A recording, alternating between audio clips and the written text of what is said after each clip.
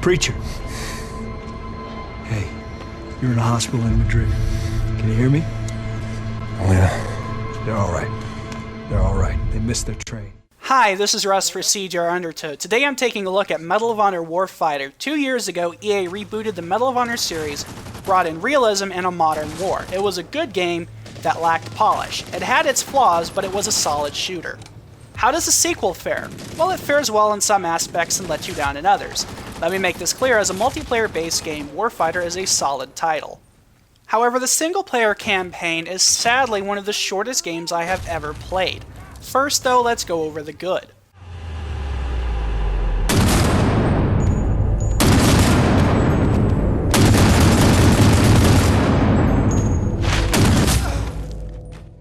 The storyline is very interesting. It's gritty, it feels real, and has some surprisingly good acting. The characters are interesting, and the overall plot is good.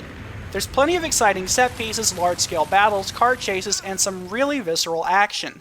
Combat is gritty and for the most part satisfying. The guns sound beefy and pack a nice punch.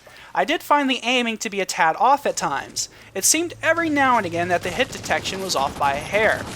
However, the controls are well executed. The game features a peek and lean system, basically a first-person cover system. It works quite well. It was immersive and very useful in combat. The car chase segments offered a feeling of variety and excitement. The entire game has a very realistic feel. Fans of films like Black Hawk Down, Act of Valor, or Saving Private Ryan will enjoy the authenticity and realism brought to the game. Got it.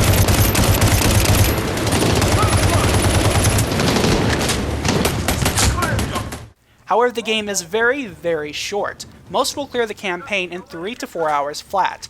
This is very disappointing, as I was enjoying the game quite a bit. The gun battles were intense, the story was interesting, and had very high production values. Multiplayer is, however, very fun and well made, with plenty of modes to choose from, a huge variety of maps, and tons of weapons. It offers a lot. You will level up, unlock new weapons and perks, and customize your character.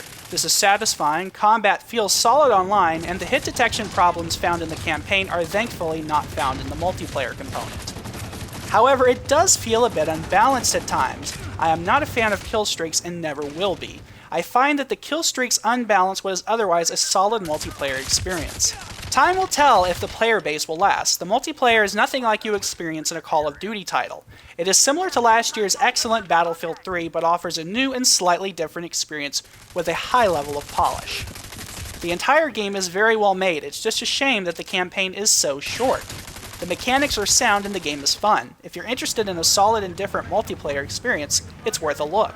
If you're looking for a great single-player experience, you will be disappointed.